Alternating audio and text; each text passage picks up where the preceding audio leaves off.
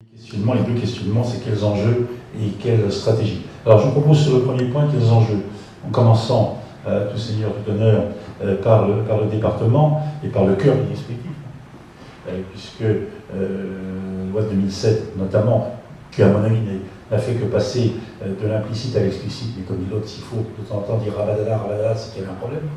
Bon, donc, effectivement, c'est le département et le président du conseil départemental, ce qu'on oublie trop souvent, qui est en charge a priori, du cœur de cible de la mise en œuvre de la protection de l'enfance.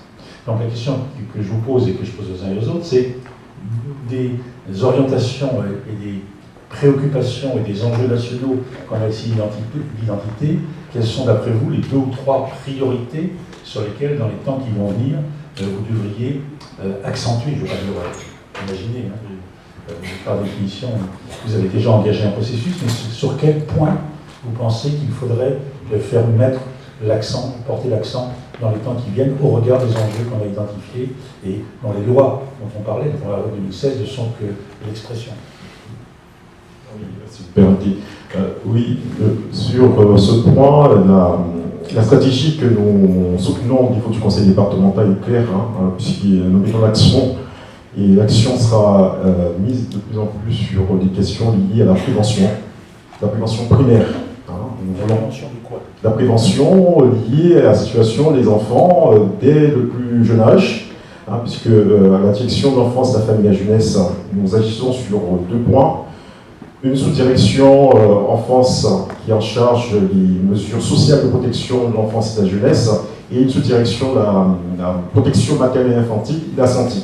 Donc nous avons à la fois les questions liées au suivi de la petite enfance. Je ne reviens pas sur ce qui a été dit par Mme Vespasien, suivi même avant la naissance, puisque nous sommes chargés des suivis 4e, 7e mois de grossesse. Nous avons en charge les campagnes de vaccination, le suivi des enfants de moins de 2 ans. Nous allons jusqu'à 4 ans pour les suivis de diagnostic. Il s'agit pour nous, quand on parle de prévention, dans certains cas, d'accompagner les familles, parce qu'il y a des parents qui peuvent être en difficulté, et parfois, quand nous détectons une situation de danger, de difficulté de tout ordre, y compris de santé, nous avons des situations où ces personnes ont besoin d'être accompagnées. Donc il s'agit par des mesures de prévention que nous aurons repérées dès le plus jeune âge, d'accompagner ces enfants, ces parents, pour un suivi. Puisque nous partons du postulat que la prévention qui arrive au niveau de l'aide sociale à l'enfance pour des situations de jeunes, adolescents et autres, ça arrive beaucoup trop tard et la situation est beaucoup trop dégradée. Donc nous voulons vraiment agir dans le cadre de la prévention primaire. Donc ça passe par une campagne de recrutement, notamment de médecins, en coordination des circonscriptions de PMI de santé. Voilà, donc nous aurons une campagne, nous avons actuellement 12 médecins, nous projetons donc côté 10 médecins pour construire des actions liées à la petite enfance. On verra tout à l'heure les mesures, mais 1, 2, 3, donc ce que je retiens, ce que vous identifiez, c'est pas prendre en charge, mais c'est prendre en charge pour éviter de prendre en charge. Exactement, il vaut mieux prévenir que guérir. Donc nous sommes vraiment sur des actions de terrain, de proximité. Est-ce que vous pourriez être plus précis quand même, notamment je vous titille, parce que sinon ça n'a aucun intérêt, mais dans votre esprit, quand vous dites je veux prévenir, tout le monde comprend que vous voulez aller le plus tôt possible à la source du problème, mais quel type de problème et pour faire quoi? C'est-à-dire, vous voulez prévenir quoi? L'enjeu de la prévention. Je dis ça parce que moi je travaille avec les profs de santé publique, quand je dirais l'Institut de l'enfance et de la famille, et Antoine Lazarus avec Jésus et les autres, me disent, quand tu parles de prévention, de quoi tu parles? Que tout le monde parle de prévention. Sarkozy parlait de prévention. Sarkozy parlait de prévention de la délinquance, à travers des caméras et des flics. On peut avoir une autre conception de la stratégie de prévention. Donc il faut toujours identifier, sinon on se satisfait de mots. Oui. Alors je suis d'accord avec votre orientation générale. Et vous, quelle est la cible? Qu'est-ce qui vous préoccupe? Par exemple, très concrètement, vous voyez émerger de plus en plus d'enfants avec des structures monoparentales, c'est-à-dire que le père a disparu, de grossesses pas désirées, de gamins qui arrivent dans des conditions abracadabrantes, et puis qu'est-ce qui vous préoccupe qu'il faille que vous mettiez en place des dispositifs préventif. Oui, vraiment, sur la situation des jeunes à risque psychique, particulièrement. Les jeunes qui arrivent sur des situations qui n'ont pas été concertées, articulées, et nous avons vraiment une question. Quand vous dites jeunes, c'est quel âge? Des jeunes qui ont des ados, même des pré-ados, hein, qui nous préoccupent, hein, puisque nous avons des situations de jeunes en très très grande difficulté, avec des troubles aigus de la personnalité qui posent problème hein, au niveau de la société guadeloupéenne. Nous devons réfléchir au mode de prise en charge, et vraiment des prises en charge de manière articulée, mais de manière adaptée à leur situation. Ok, on verra tout à l'heure les modus, hein, comment on intervient. On va demander à madame côté, et puis à monsieur ensuite. Côté justice, par rapport. Bien entendu, vous ne parlez ni l'un ni l'autre pour l'institution, hein, ça c'est clair. Mais vous avez une culture de la justice, comme moi j'en ai une, comme Josiane en a une. Donc, on va respecter la vôtre. Qu'est-ce qui vous semblerait, vous semble prioritaire au regard de ce qu'on disait hier sur les enjeux nationaux, dans la situation des Outre-mer ou de la Guadeloupe spécialement, sur ce que doit traiter, ce que doit apporter, ce que doit faire l'institution justice? Pour moi, l'institution justice, c'est entendu magistrats et travailleurs sociaux, hein, magistrats et PJJ. C'est quoi les enjeux? Alors, moi, je pense qu'un enfant, c'est pas un enfant de la justice, c'est un enfant de la société. Et dans la pratique que j'ai eue en tant qu'éducatrice, en tant que directrice de service à Juvisy-sur-Orge et en Guadeloupe après, souvent on a des enfants, il faut intervenir dans l'urgence. Ils ont commis un délit. Donc il faut répondre tout de suite à cette demande du magistrat, il y a une ordonnance. Donc il faut l'appliquer. Mais ça, quand on analyse la situation, on voit que très tôt, il y a eu des problèmes des fois d'ordre psychiatrique. Parce que les enfants ont de réels problèmes, donc on ne sait pas comment intervenir auprès d'eux, parce que des fois ils ont des addictions, mais quand on creuse un peu, on se rend compte que si on était intervenu un peu plus tôt, on n'en serait peut-être pas arrivé là. Et s'il y avait eu un accompagnement aussi de la famille, qui a aussi des fois ce profil psychiatrique, parce que moi j'ai repéré quand même, enfin certaines personnes dans la salle le savent, il y a des noms qu'on retrouve d'une façon régulière, et ce sont des gens qui ont des pathologies. Alors, comment on prend en charge ce genre d'enfant quand il arrive avec une mesure, une ordonnance du juge, parce qu'il a commis un délit? On traite de la question du délit, effectivement il faut parler du délit, mais il y a tout un travail qu'il y a à faire qui relève du soin. Et on n'a pas le temps de soigner à la justice, parce que là, on doit réinsérer le... Et là, vous avez raison hein, dans ce que vous dites, mais vous identifiez ce qui pourrait intervenir en amont, qui pourrait faire baisser la pression sur la justice. Mais je n'ai pas dit que vous avez tort. La question que je vous posais n'était pas celle-là. Pour votre institution, pour l'institution justice, où sont les enjeux pour demain? Moi, je peux vous le dire où est l'enjeu. Et je peux d'autant plus le dire que personne ne veut l'écouter. L'enjeu, c'est de savoir intervenir vite. Ce qui ne veut pas dire intervenir par la répression, n'importe comment. Des gamins qui sont en grande situation de passage à l'acte, etc., qui roulent à 150 à l'heure avec un moteur de 2 chevaux, il faut intervenir très vite, y compris en les cadrant, y compris en les privant de liberté à un certain temps. C'est un discours qui est très choquant pour beaucoup de gens. Oui, ça je... De mon point de vue, c'est mon point de vue. C'est pour ça que j'ai jamais été nommé ministre de la Justice. Bon. Bon, alors il faut cadrer, mais il faut cadrer où et il faut cadrer avec quels moyens. Alors on verra les moyens après. Mais... Bon, vous avez un mineur qui commet un délit, il est incarcéré à la prison de Bémao. Bon, je ne sais pas s'il y a des personnes de la pénitentiaire dans la salle. La prison de Bémao, bon, ce n'est pas c'est une zone de non-droit. Bon, enfin, on le dit suffisamment doucement que je peux le dire un peu plus fort. Comment cadrer un mineur délinquant dans une prison? Vous avez des éducateurs de la PJJ qui sont sur place, vous n'avez pas de moyens, vous demandez des outils pour travailler avec eux, vous ne les avez pas. Il y a une salle dans laquelle les éducateurs doivent faire des activités avec les jeunes. Voilà. Pour l'instant, identifions, on va essayer de cadrer les choses. Identifions, parce que ça, vous êtes sur le registre, des outils. On va en parler en deuxième partie. Moi, la question que je voudrais vous poser aux uns et aux autres, hein, c'est du lieu dans l'institution dans laquelle vous êtes. Monsieur disait pour l'action sociale, c'est pas seulement accueillir, c'est grosso modo vous inscrivez dans la tradition historique. Hein. par rapport à Saint-Vincent-de-Paul, dont l'enjeu était d'accueillir les enfants des rues. L'action sociale moderne, c'est d'éviter d'avoir à accueillir. Vous inscrivez dans cette perspective et vous la renforcez. La question que je pose à la justice, côté judiciaire, pardon, c'est quels sont, pour les 5, 10, 15 ans qui viennent, les enjeux préoccupants. Moi, ce que je peux traduire, je vais déjà traduire ce que vous disiez, mais on va voir si c'est ça. Ne pas, j'allais dire, qualifier de délinquants tous les gosses qui sont en difficulté et ne pas négliger ce que certains ont voulu nous faire faire. Là encore, je cite Sarkozy parce que c'est vrai, hein. C'était ce qu'il voulait faire en 2007-2008, lorsqu'il voulait séparer le juge pour enfants au pénal et au civil, et il voulait recentrer, d'ailleurs, la PJJ en sait quelque chose, hein, qui n'intervient plus en matière d'assistance éducative, sauf pour les mesures d'investigation. Est-ce qu'effectivement, un des enjeux pour demain, c'est pas de réinscrire la PJJ dans le registre de l'enfance en danger en général? C'est la question que je pose. J'ai la réponse. Enfin, ma réponse à moi. Mais c'est pas moi qui ai dit. C'est vrai.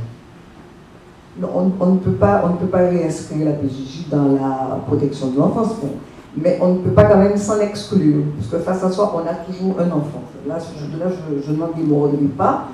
C'est vrai qu'un jeune qui commet un délit, il faut qu'il y ait une mesure qui soit apportée. Il faut qu'il y ait un lieu de contention. Vous savez, ça, il en faut. On ne peut pas, ce ne sont pas des anges. Donc il faut les mettre à main quelque part, on puisse les contenir, on puisse les aider dans le même temps. J'ai entendu. Et là, vous êtes encore sur le registre. Vous êtes sur le registre des réponses. Et ce que j'entends en creux, ce que vous dites, c'est intéressant d'ailleurs ce que vous dites.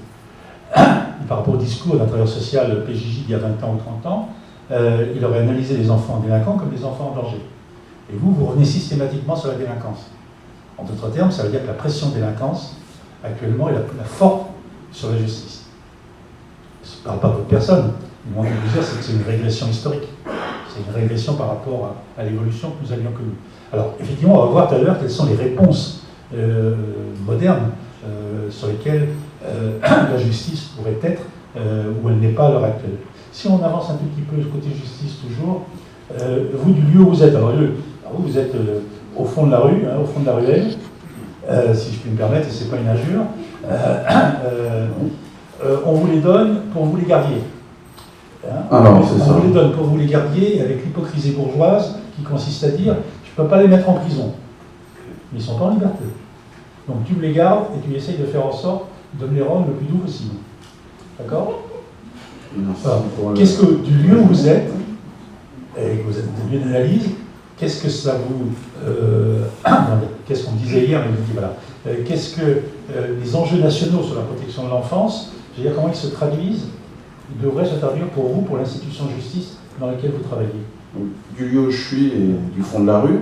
C'est vrai, bien sûr. Il n'y a pas de souci. C'est pas pour dire qu'on a fait l'impasse. Voilà, je ne l'ai pas du tout considéré comme ça, comme tel. Non, peut-être dire que académiquement, on se dit que le centre éducatif fermé, c'est quand même, et même traditionnellement, on avait une vision un peu linéaire du parcours, et donc on se dit que quand un mineur arrive en centre éducatif fermé, soit il a étudié tous les dispositifs avant, soit comme on avait une vision classique, une classification des établissements de placement sur l'échelle de la contrainte, on se dit, ben, ok, c'est un premier placement, mais c'est une infraction très grave, il est placé en centre éducatif fermé, donc il ne pourra pas forcément faire les autres dispositifs parce qu'ils sont moins contraignants. Moi je crois qu'il faut sortir de cette vision. Madame Sultan, avant son départ, a laissé, en guise de testament, le mot peut-être un peu fort, mais elle a laissé une note sur l'adaptabilité, et je crois que c'est pas un moindre concept. Vous disiez tout à l'heure intervenir vite. Moi je dirais vite, aussi mieux, parce que si on prend ces 5 jours là de l'article 12.3, comment parfois ça a été contourné pour être dans la procédure, c'est-à-dire qu'on a mis en place des rendez-vous dans les 5 jours, un rendez-vous dans les 5 jours, mais la prise en charge concrète et réelle n'a pas commencé elle dans les 5 jours après. Donc pourquoi je dis donc le ministère de la Justice, qui est celui qui doit rappeler la loi, viole la loi, quoi. Le ministère de la Justice, il fait comme il peut, avec les moyens qui sont les siens. Si on se place... c'est ce que dit le jeune délinquant, il dit je ne peux pas faire autrement que de voler. Tout à fait. Et bien, figurez-vous que parfois, les meilleurs délinquants ne disent pas que des bêtises. Ah non, mais c'est pas du tout. Voilà. Donc, ce que j'indiquais, c'est que, vous voyez, on a donc une procédure qui prévoit une intervention très rapide à 5 jours, Et on peut se rendre compte, quand on va voir d'un peu plus près, que l'effectivité de la prise en charge n'est pas si opérationnelle que ça. On a un parallèle. Résumer votre propos pour avancer. On est d'accord sur le fait que c'est une des priorités, de mon point de vue, c'est la priorité. C'est une des priorités que l'effectivité, pas dans la forme, mais dans le fond, de l'article 12.3. Lorsque j'ai bobo, je peux aller à l'hôpital, je peux aller voir un médecin, dans les 24 heures, je suis sûr, ça vient lancer quelque chose, elle est bobo, elle a trouvé un pharmacien, elle a trouvé un médecin, enfin bref. Là, on n'attend pas 5 jours avant de lui dire revenez dans 5 jours si j'ai un problème. Donc effectivement, un des enjeux, c'est que la PJJ sont en situation de mettre en œuvre les mandats qui lui sont confiés le plus vite possible. Après, il y a le mieux. Voilà, ça c'est un des enjeux. Mais en même temps, si l'effectivité elle est opérationnelle, on commence à rentrer dans le mieux. Et pourquoi je suis passé par ce détour de l'article 12.3 ? Parce que en sortie de CEF, on a parfois un phénomène qui ressemble. C'est-à-dire qu'on va parler de la sortie du CEF en disant, avec l'adaptabilité, ce qui est prévu, c'est que parfois le milieu ouvert de la PJJ va proposer un accompagnement renforcé, etc. En théorie, c'est beau. Dans les faits, il arrive, et pas qu'un peu, et je le dis pour les centres éducatifs fermés, ça peut s'appliquer aussi aux centres éducatifs renforcés qui sont nés bien plus tôt dans les années 97, pour lesquels on a constaté des résultats intéressants. Mais le problème, c'était la sortie. C'était la sortie. La sortie, il convient d'éviter qu'il y ait un grand écart entre, on va dire, un accompagnement renforcé avec beaucoup de moyens mis en œuvre, un ratio éducateur-jeune favorable dans ces types de structures un peu plus contraignantes. Mais à la sortie, si on a un écart qui est trop grand entre ce ratio-là, entre les moyens qu'on pouvait mettre et les moyens qu'on va pouvoir mettre après, on se retrouve dans la même configuration, c'est-à-dire avec un suivi derrière, où on va dire qu'en théorie, oui, il y a un service de milieu ouvert, oui, il y a un établissement, mais dans les faits, il n'y a parfois pas la transition nécessaire pour que ce qui a pu être capitalisé dans ces temps de placement, on va dire, renforcés, puisque les moyens sont mis, là pour le coup, ça pourrait être un débat aussi, mais les moyens sont mis dans les structures de type CER ou CEF, et ben, il faut maintenant les moyens, et donc il faut l'adaptabilité, la souplesse, pour qu'à la sortie d'un tel dispositif, il puisse y avoir un suivi effectif, opérationnel, et qu'il ne soit pas dans un grand écart avec ce qui a été proposé. Si vous me permettez de résumer les deux choses que vous avez dites et qui sont importantes, de mon point de vue, c'est qu'il y a, une plus grande réactivité, une meilleure effectivité pour les mesures prises par le juge, un problème de crédibilité. J'ajoute, mais les magistrats, Josiane le sait comme moi, quand un juge prononce une mesure, les parents bichent, le procureur n'est pas mécontent, les policiers sont rassurés, le gamin commence à être un peu inquiet, et si au bout de 15 jours, un mois, j'ajoute, en moyenne nationale corrigée brute, sous votre contrôle, il n'y a pas encore très longtemps, il fallait 40 jours pour que les mesures de la PJ soient mises en œuvre, le gamin il a le temps de commettre une connerie. Ça ne veut pas dire que la mise en œuvre de la mesure va empêcher les conneries, mais ça veut dire que nous, les adultes, nous sommes discrédités dans ce que nous avons pu faire. Donc la première des choses, c'est la mise en œuvre rapide et l'effectivité, et la deuxième chose, on le retrouve sur l'aide sociale à l'enfance, c'est effectivement l'analyse en termes, je veux dire autrement pour faire cristalliser les choses, en termes de chaîne sociale.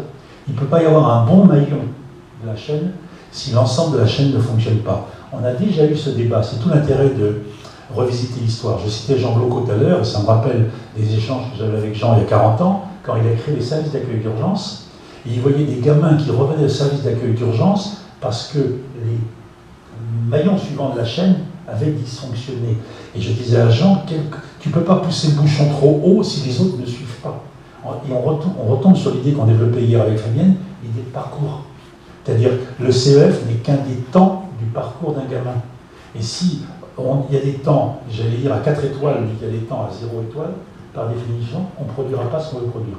Alors, on va retenir tout ça pour prolonger, et après je donne la parole à Fabienne, j'aurais dû la donner juste après, monsieur pour le département, mais vous disiez tout à l'heure en aparté, et donc l'idée encore étant de repérer pour vous quelles sont les priorités, qu'il y a actuellement une grande partie, je n'ai pas mémorisé le chiffre que vous donniez, mais une grande partie d'enfants qui sont porteurs de handicap, qui sont pris en charge à travers les structures de l'aide sociale à l'enfance. En Seine-Saint-Denis, je peux vous dire, je connais le nombre de chiffres, il y a une centaine de gamins qui relèvent de la maison du handicap et qui, j'allais dire, sont pris à charge par l'aide sociale à l'enfance avec les moyens du bord.